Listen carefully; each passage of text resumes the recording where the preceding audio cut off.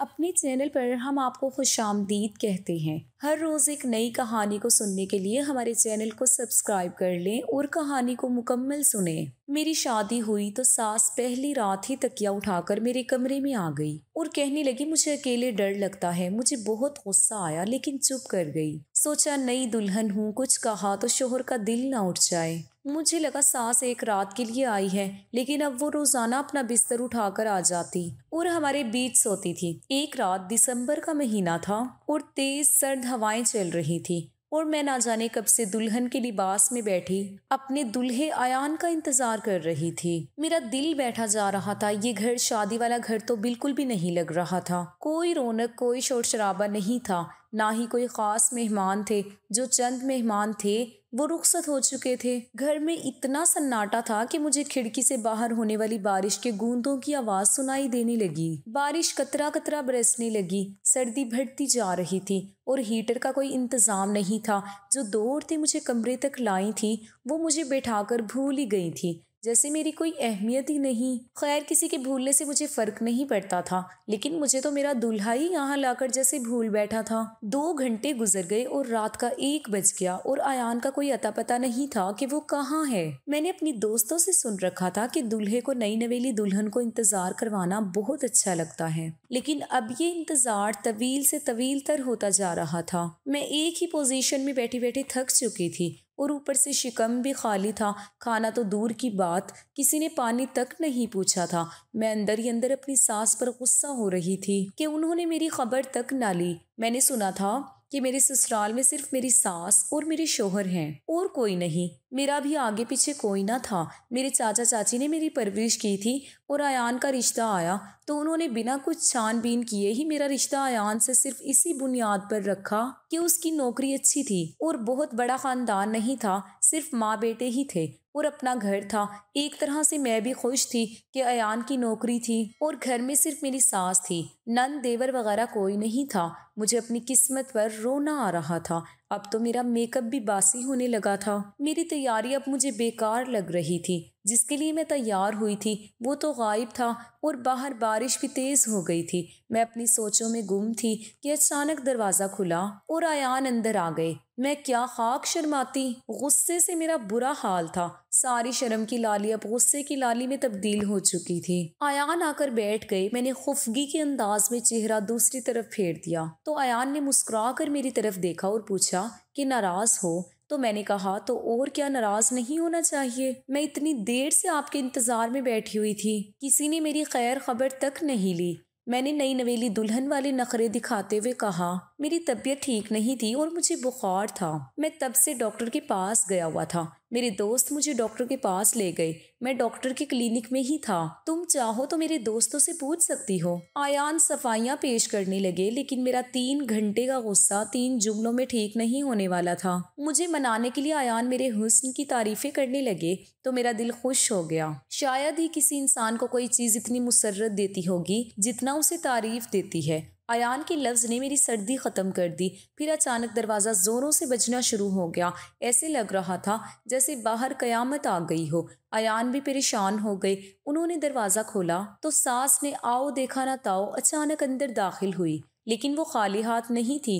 उनके हाथों में रजाई देखकर मेरा सर चकराने लगा। ये रजाई क्यों साथ लाई है? मैंने खुद से सवाल किया। क्या हुआ अम्मा?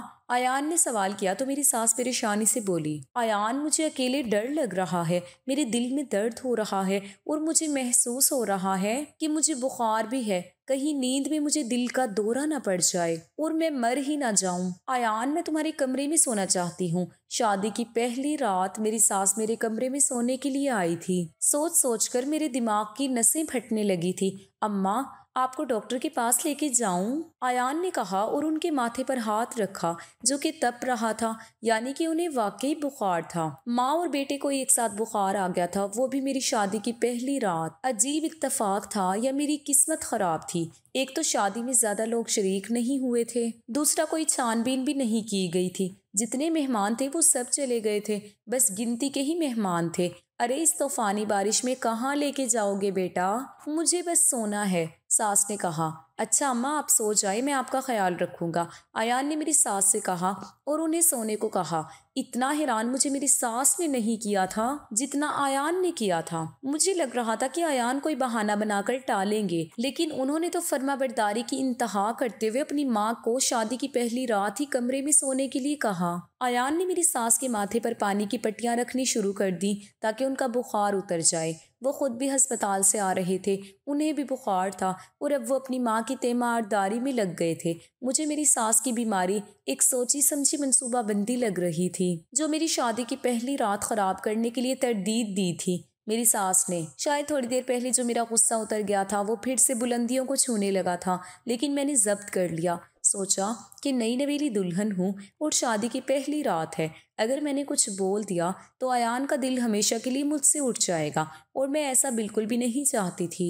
इसलिए मुझे सब्र व तहम्मुल से काम लेना था। सास ढीठपन की इंतहा करते हुए हमारे बेड के बीचों बीच ही सो गई। मुझे लगा वो नीचे बिस्तर डालकर सो जाएंगी या फिर चारपाई डालकर। मैंने खूनख्वार नजरों से आयान को देखा। उन्होंने ऐसे जिताया जैसे वो मुझे देख ही नहीं रही हो, जैसे मैं उस कमरे में हूं ही नहीं। अपनी माँ को देखकर गिरगिट की तरह रंग बदलने वाला मेरा शोहर उस वक्त मुझे जहर लगने लगा था। मेरी सास उस वक्त मुझे एक रिवायती सास लग रही थी जो बेटा और बहू के माबैन मोहब्बत बर्दाश्त नहीं कर सकती थी और इस तरह से ड्रामे कर रही थी। मेरी सास ने सोचा था कि शायद शादी की पहली रात ही वो मेरा दिल खट्टा कर देगी तो मेरा और आयान का झगड़ा होगा। यूं तो हमारी शादी की पहली रात मेरी सास की तीमारदारी और उनके सर पर पट्टियां रखते हुए गुजर गई। खैर मैंने सब्र से काम लिया। सोचा ये रात भी गुजर जाएगी, मैं अपनी सास को उसके इरादों में कामयाब होने नहीं दूंगी। वो यही चाहती है ना कि मैं गुस्सा करूं और आयान से झगड़ा करूं और आयान का दिल मुझसे उठ जाए, लेकिन मैं वो हरगिज नहीं करने वाली थी जो मेरी सास की मंशा थी। वो मेरे दिल जलाना चाहती थी और उसमें 100% कामयाब भी हो गई थी। लेकिन मैंने सोचा कि मैं इस बात को जाहिर नहीं करूंगी और बाहर से हंसती रहूंगी ताकि मेरी सास का दिल जले मेरी हंसी को देखकर। और मैंने ये भी सोचा था कि एक ही रात की तो बात है, अगर आज सब्र कर लिया तो सब सही हो जाएगा। लेकिन ये एक रात की बात ना थी। मेरे सर पर आसमान तब गिरा जब अगली रात भी मेरी सास रजाई लेकर मेरे कमरे में सोने के लिए आ गई और फिर ये रोजाना होने लगा। सास से ज्यादा गुस्सा मुझे आयान पर आ रहा था कि उन्हें कोई फर्क ही नहीं पड़ता था।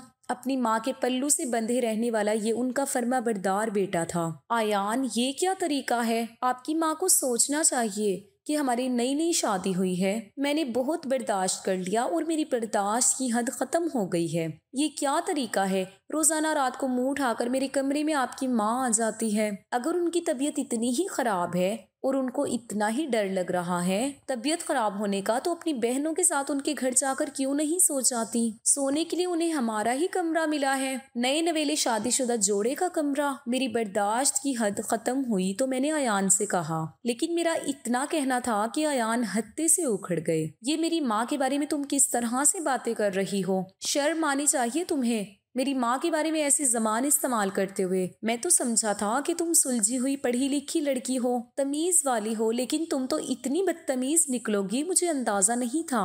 आयान ने गुस्से से कहा तो मैं फटी फटी आंखों से उन्हें देखने लगी। ये वही आयान थे जो हर वक्त मेरे आगे पीछे घूमते रहते थे और जब माँ पर बात आई तो उनका लहजा ही बदल गया। ये हमारे झगड़े की पहली शुरुआत थी, पर आए दिन हमारे इसी बात को लेकर झगड़े होने लगे थे और मुझे महसूस हो रहा था कि मेरी सास जीत गई है।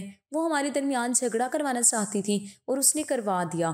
फिर मेरी सास की तबीयत ठीक हो गई, लेकिन हमारे भी झगड़ों की शुरुआत हो चुकी थी जो कि ख़त्म होने का नाम नहीं ले रही थी। ये झगड़े मेरी सास की वजह से हुए थे और मुझे सास से शदीद नफरत महसूस होने लगी थी। सास ने मेरे कमरे की जान तो छोड़ दी थी, लेकिन मेरी शोहर की जान नहीं छोड़ी थी। आयान आते ही अपनी माँ के कमरे में चले जाते और फिर सारा दिन वहीं पर गुजारते। सास लाउंज में बैठी होती तो आयान उनके साथ बैठे होते। आहिस्ता आहिस्ता मुझे महसूस होने लगा कि मेरा शोहर तो मेरा है ही नहीं, वो तो बस अपनी माँ का है। मैं अंदर ही अंदर जलती करती जा रही थी। फिर मैंने फैसला किया कि मुझे सास से जान छुड़वानी चाहिए। इस बात का जिक्र मैंने अपनी एक सहेली से किया।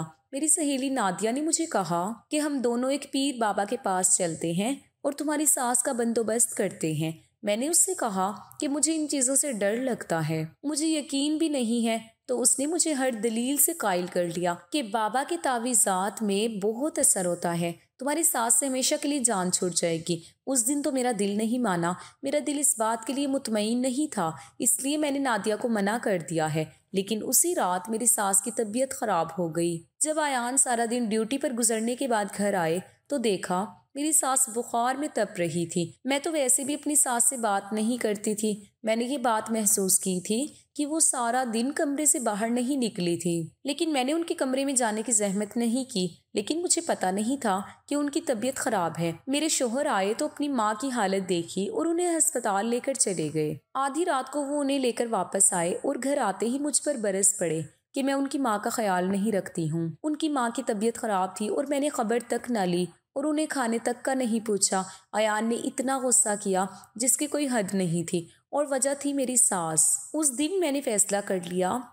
कि मैं नादिया की बात मानते हुए पीर बाबा के पास जाऊंगी और अपनी सास का पक्का बंदोबस्त करवाऊंगी। माँ बेटे की इस मोहब्बत को हमेशा के लिए खत्म कर दूंगी। 2 दिन बाद मैंने और नादिया ने पीर बाबा के पास जाने का प्लान बनाया। हम पीर बाबा के आस्थाने पर गए तो अजीब किस्म का आस्थाना था। मैंने नादिया से कहा, मैं इधर नहीं जाऊंगी, मुझे खौफ आ रहा है। तो उसने मेरी ढारस बंधाई, नहीं यार कुछ नहीं होता, चलो। नादिया मेरा हाथ खींचते हुए मुझे अंदर ले गई और मैं उसके साथ खींचती चली गई। अंदर अजीब किस्म का कोई बाबा बैठा हुआ था। मुझे तो उससे खौफ आ रहा था, लेकिन शायद नादिया का काफी पुराना तजुर्बा था। वो अपनी सास के लिए और अपनी नंदों के लिए पीर बाबा के आस्थाने से तावीज़ात लेती रहती थी और बहुत तारीफें कर रही थी। फिर बाबा ने ऐसा बंदोबस्त किया मेरी नंदों का कि मेरी नंदों ने पलट कर मेरे घर में कदम नहीं रखा और मैं सुकून की जिंदगी बसर कर रही हूँ। मेरी तमाम रुदात सुनने के बाद पीर बाबा ने इस बात में जैसे सर हिलाया कि सारी बात समझ गई हूँ। उन्होंने कोई तावीज़ नहीं दिया, सिर्फ मुझे नमक दिया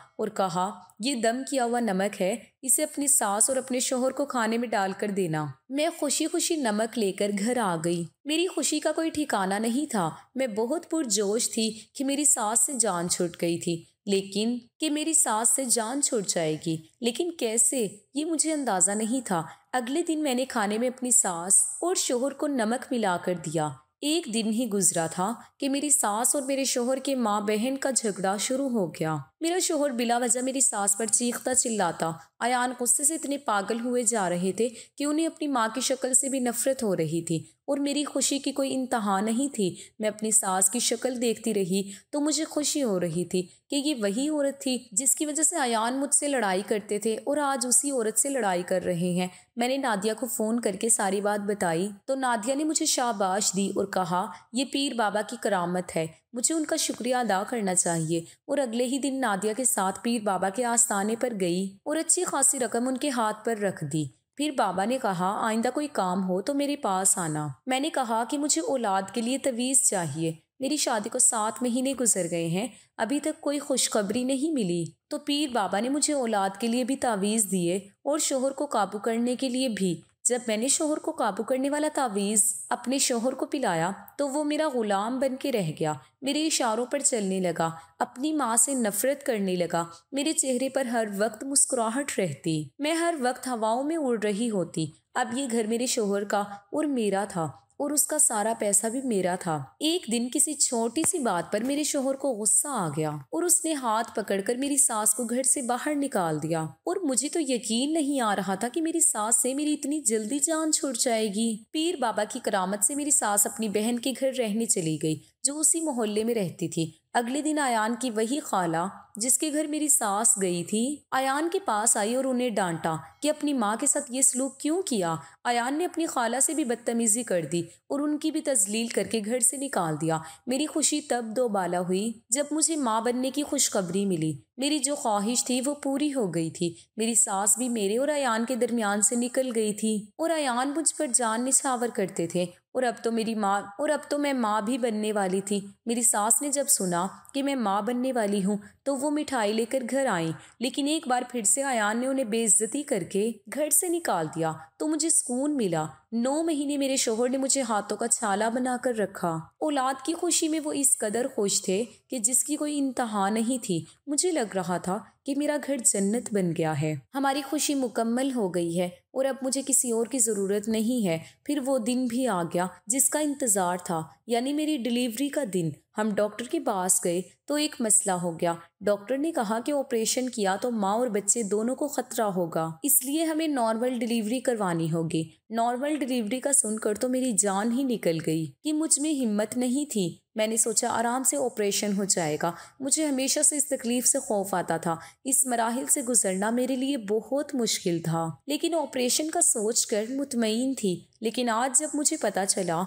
कि मेरा ऑपरेशन नहीं हो सकता तो मेरे तो सर पर आसमान गिर गया था, क्योंकि मैं नॉर्मल का दर्द बर्दाश्त नहीं कर सकती थी। मैं तो छोटे से छोटा दर्द भी बर्दाश्त नहीं कर सकती थी। मैंने सोचा था कि ऑपरेशन के बाद वाला दर्द मैं बर्दाश्त कर लूंगी, लेकिन नॉर्मल वाला नहीं। नादिया ने मुझे समझाया कि दर्द तो दर्द है, चाहे पहले हो या बाद में हो। ऑपरेशन से होश में आने के बाद भी तो दर्द ही होगा, वो भी तो दर्द की एक किस्म है। तो फिर तुम क्यों खौफजदा हो रही हो नॉर्मल डिलीवरी से? मैंने कहा बस मुझे डर लगता है। मेरा दिल करता था कि जब मेरी डिलीवरी का वक्त आए तो मैं होशो खुर्रत में ना हूँ, ये मरहला ऐसे ही तय हो जाए कि मैं बेहोशी में रहूं। उसके बाद वाला दर्द मैं बर्दाश्त कर जाऊंगी। नादिया ने मेरा हौसला बढ़ाया, वो भी परेशान थी। डॉक्टर ने कहा कि केस बहुत मुश्किल हो गया है, आप इन्हें किसी दूसरे अस्पताल में ले जाएं, क्योंकि बच्चे का सर अभी भी ऊपर है, नीचे नहीं आ रहा। मेरी तकलीफ से जान जा रही थी और डॉक्टर मुझे कह रही थी कि मैं दूसरे अस्पताल में जाऊं। आयान और नादिया दोनों परेशान हो गए थे।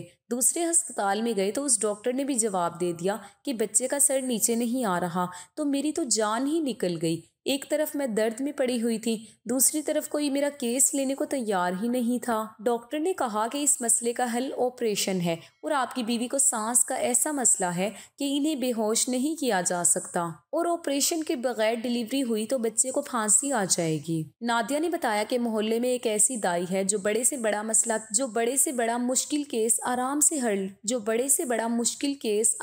हल कर लेती है। उसके हाथ में बहुत शिफा है। तो अयान मुझे उसके पास ले गए। मैं अभी इस तकलीफ से जल्दी जान छुड़वाना चाहती थी। माँ बनने की खुशी धरी की धरी रह गई थी। मेरी अपनी जान पर बनाई थी। क्या बच्चा, क्या शोहर, मुझे कुछ नजर नहीं आ रहा था। नजर आ रही थी तो सिर्फ अपनी तकलीफ, मुझे अपनी मौत नजर आ रही थी। हम दाई के पास गए। दर्द से मेरी हालत बहुत बुरी हो गई थी। उस दाई का नाम साजदा था। उसकी शक्ल इतनी खौफनाक थी कि उसे देखकर तो मेरे ओसान खता हो गए। ना जाने वो मेरा हशर क्या करने वाली थी। मैंने नादिया से कहा, मुझे बहुत खौफ आ रहा है दाई की शक्ल देखकर ही। मेरी बात सुनकर नादिया को गुस्सा आ गया। उसने कहा कि आखिर तुम चाहती क्या हो? क्या तुम इस तकलीफ से जान नहीं छुड़वाना चाहती? कोई डॉक्टर तुम्हारा केस लेने को तैयार नहीं। ये बहुत माहिर दाई है, इसने बड़े से बड़ा केस हल किया है। 20 साल का तजर्बा है इसे। खामोशी से अपना इलाज करवाओ। नादिया की बात सुनकर मैं कुछ ना बोली। मेरे दर्द में इजाफा होता चला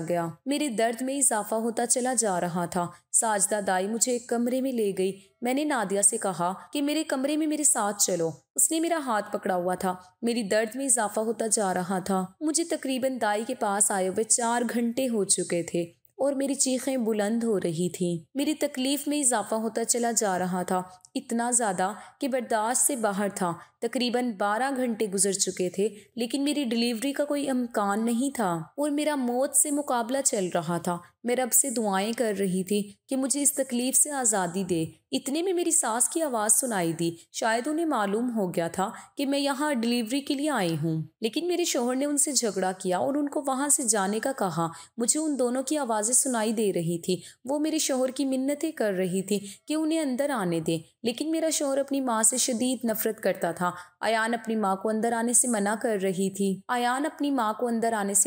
रहे थे और मेरा बच्चा दुनिया में आने से इनकार था। उसी एक पल मुझे समझ आ गया था कि मेरा बच्चा दुनिया में क्यों नहीं आना चाहता। अयान ने जो सजा अपनी माँ को दी थी, वो सजा मुझे मेरा बच्चा दे रहा था। मुझे तकलीफ देकर कुदरत मुझसे मेरे किए का इंतकाम ले रही थी। मैंने ही अयान की माँ को घर से निकलवाया था और बदले में मैं औलाद की तकलीफ सह रही थी। मेरी वो औलाद मुझे तकलीफ दे रही थी जो अभी दुनिया में आया ही नहीं था, और अगर वो दुनिया में आ गया तो मुझे और कितनी तकलीफ दे सकता था। इस बात का अंदाज़ा मुझे हो रहा था। मेरा बच्चा दुनिया में क्यों नहीं आ रहा था? मैं इतनी तकलीफ में क्यों थी? कुदरत मुझे इतना दर्द क्यों दे रही थी और मुझे इस दर्द से निजात क्यों नहीं मिल पा रही थी? इतने घंटों से अब सारी बात मेरी समझ में आ चुकी थी। माँ बनना इतना आसान नहीं था। ना जाने कितनी अजियतों से गुजर कर, कितने दर्द सह कर, बहुत ज्यादा तकलीफ के मराहिल तय करते हुए एक औरत माँ बनती है। और उसी माँ को उसकी औलाद हाथ पकड़कर घर से निकाल दे तो कुदरत को ये कहाँ मंजूर होगा। तो अपना बदला लेगी, और कुदरत मुझसे मेरा बदला ले रही थी। दर्द के मारे मेरी आवाज नहीं निकल रही थी। मैं अयान को आवाजें दे रही थी कि वो अपनी माँ को अंदर आने दे, लेकिन वो मेरी आवाज नहीं सुन रहा था क्योंकि मैं बोल ही नहीं पा रही थी। नादिया ने जब मेरी तरफ देखा कि मैं कुछ कहने की कोशिश कर रही हूँ तो वो मुझसे पूछने लगी कि मैं क्या कहना चाहती हूँ। मैं उसे इशारों में बताने लगी, लेकिन मुझ में कुछ भी हिम्मत नहीं थी। काफी मुश्किल के बाद मैंने नादिया से कहा कि अयान से कहें कि अपनी माँ को अंदर आने की इजाजत दे दें। मेरी बात सुनकर नादिया हैरान हो गई। उसने कहा, तुम पागल हो गई हो? जिस औरत को तुमने निकाला था घर से, तुम फिर उसे घर में लाना चाहती हो?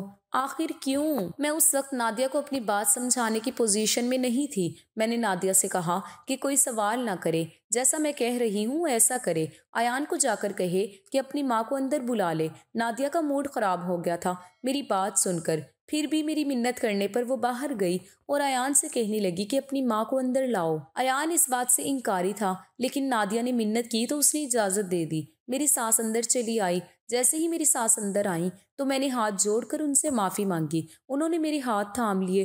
दर्द के मारे मैं अल्फाज सही से अदा नहीं कर पा रही थी। मेरी आंखों से आंसू छिलक पड़े। वो मेरी बात समझ गई कि मैं अपने किए गुनाहों की माफी उनसे मांग रही हूँ। मेरी सास की आंखों में भी आंसू आ गए और उन्होंने मेरे माथे पर बोसा देते हुए कहा कि उन्होंने मुझे माफ कर दिया है, लेकिन मेरी तकलीफ में कमी नहीं आई। मैंने उनसे कहा कि अयान को भी माफ कर दे, तो उन्होंने कहा कि मैंने अयान को भी माफ कर दिया है। जैसे ही मेरी सास ने मेरे शोहर को माफ किया, उसी वक्त मेरी डिलीवरी हो गई और मेरी दर्द से जान छूट गई। मेरा बच्चा सिर्फ इसीलिए फंसा हुआ था क्योंकि हमें माफ़ी नहीं मिल रही थी। और जब अयान की माँ ने हमें माफ़ कर दिया तो अल्लाह ने भी हमें माफ़ कर दिया। मेरी सास ने मेरे बच्चे को अपनी गोद में उठाया और मुझे मुबारकबाद दी। अयान भी खुश होकर अंदर दाखिल हो गए और उन्होंने मुझे मुबारकबाद दी, लेकिन अपनी माँ से कोई बात नहीं की। मैंने अयान से कहा कि अपनी माँ से माफ़ी मांगो, तो वो मेरी बात सुनकर हैरान हो गए। उन्होंने सवालिया नजरों से मेरी तरफ देखा तो मैंने उनसे कहा कि आज मुझे एहसास हो गया है कि माँ बनना इतना आसान नहीं है।